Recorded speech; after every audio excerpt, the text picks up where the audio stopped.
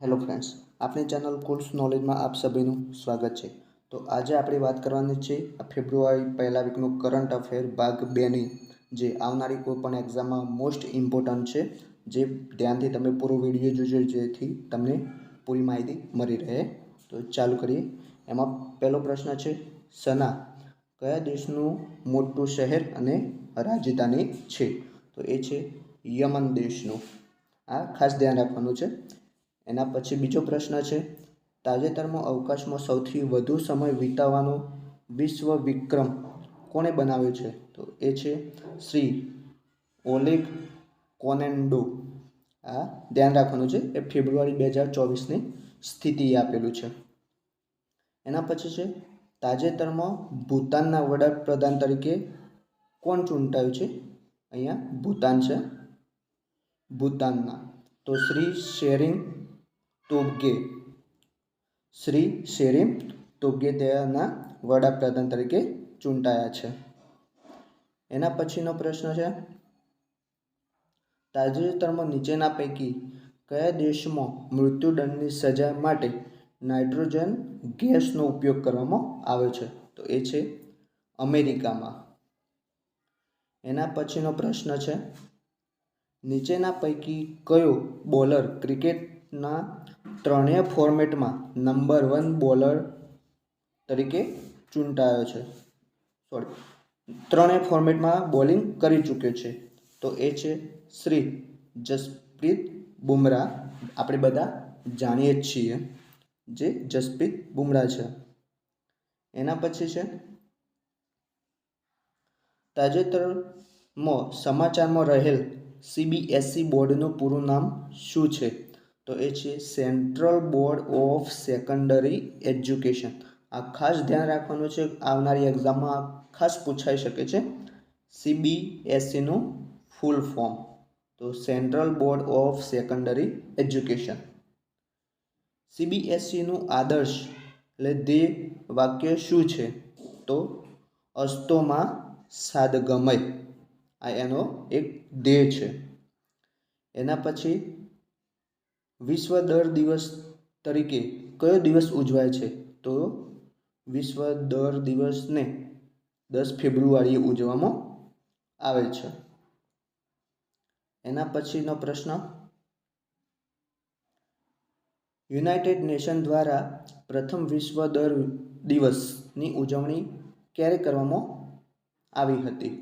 તો સૌ પ્રથમ 2019માં કરવામાં આવી હતી।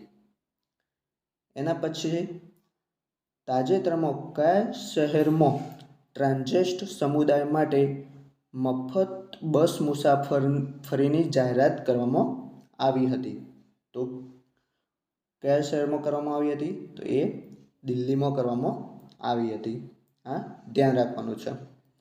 એના પછીનો પ્રશ્ન, તાજેતરમાં ગુજરાત વિદ્યાપીઠના કુલપતિ તરીકે નીચેનામાંથી કોની નિમણૂક કરવામાં આવી છે? તો ગુજરાત વિદ્યાપીઠના કુલપતિ તરીકે કોની નિમણૂક કરવામાં આવી છે? ડૉક્ટર હર્ષદ પટેલની। એના પછીનો પ્રશ્ન છે, ગુજરાત રાજ્યના જીડીપી શ્રી વિકાસ સહાય કયા સ્થળે પોલીસ એક્સપો 2024નું ઉદ્ઘાટન કર્યું હતું? તો એ છે જૂનાગઢમાં કર્યું હતું। એના પછીનો પ્રશ્ન, તાજેતરમાં ગુજરાતની કઈ યુનિવર્સિટીના દીક્ષાંત સમારોહમાં શ્રી જયદીપ ધનખડે હાજરી આપી હતી? તો એ કઈ યુનિવર્સિટી છે? ગુજરાત યુનિવર્સિટી। એના પછીનો પ્રશ્ન છે, કયા ભારતીય રાજ્યએ પર્યાવરણ સંરક્ષણનો વિક્રમ સ્થાપીને રામસર સાઇટ્સની સૌથી વધુ સંખ્યા હાંસલ કરી છે? તો એ છે તમિલનાડુમાં વધારો કર્યો છે, જે 75 હતી એમાંથી 80 કરી છે। એના પછીનો પ્રશ્ન છે, તાજેતરમાં કયા દેશ તેની સરહદોમાં કાર્ટન સ્થાપનોની શોધની જાહેરાત કરી હતી? તો કયા દેશે કરી હતી કાર્ટન સ્થાપનોની શોધ? તો કેન્યાએ।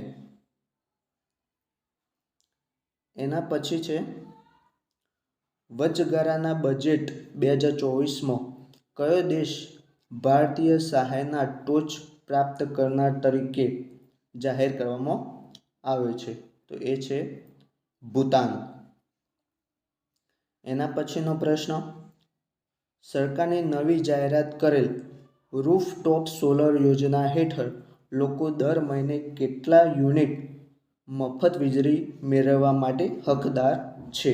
જો તમે આ લાભ લો છો સોલર યોજનાનો તો તમને મફત 300 યુનિટ પ્રાપ્ત થઈ શકશે, એના તમે હકદાર છો. એના પછી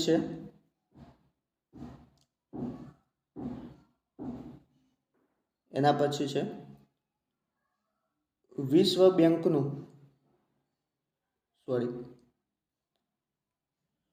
બેંકનું નેતૃત્વ કરનાર પ્રથમ એશિયન કોણ હતા જેમનું તાજેતરમાં 76 વર્ષની વયે નિધન થયું છે?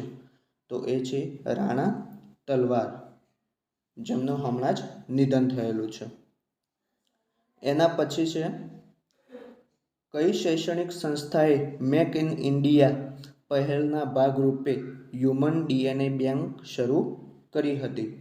તો એ છે બનારસ હિન્દુ યુનિવર્સિટીએ મેક ઇન ઇન્ડિયા પહેલ શરૂ કરી હતી.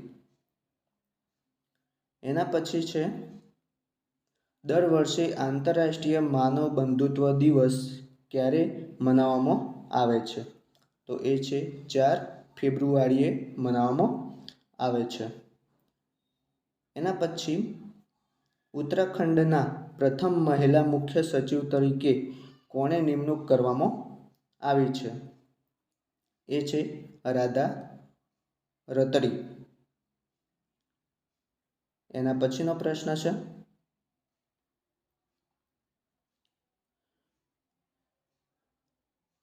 મેસોલિથિક યુગના રોગચિત્રો તાજેતરમાં કયા રાજ્યમાં મળી આવ્યા છે?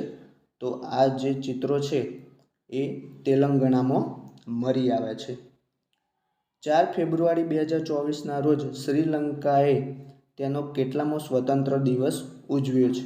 તો શ્રીલંકાએ 76મો સ્વતંત્ર દિવસ ઉજવેલો છે.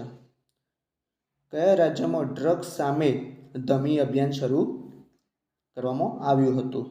તો એ છે ઉત્તરાખંડમાં ડ્રગ્સ સામે આ અભિયાન શરૂ કરવામાં આવ્યું હતું. તાજેતરમાં સમાચારમાં રહેલ વોલ્ટ ટ્રાયફૂન શું છે? તો એ સાયબર હેકિંગ જૂથ છે, એને નામ આપવામાં આવેલું છે. આ ખાસ ધ્યાન રાખવાનું છે. તો આ હતું આપણું વીકલી કરંટ અફેર, જે 2 ભાગમાં આપેલું છે. એ તમારે પૂરેપૂરું જોઈ લેવાનું છે, જે તમને આવનારી એક્ઝામમાં ખૂબ જ મદદરૂપ થશે. ઓકે ફ્રેન્ડ્સ, જો આ વિડીયો તમને સારો લાગ્યો હોય તો લાઈક કરજો, શેર કરજો અને સબસ્ક્રાઈબ કરજો. અને કોઈ પણ પ્રકારની ક્વેરી હોય તો કમેન્ટ કરીને જણાવજો. Okay friends, thank you.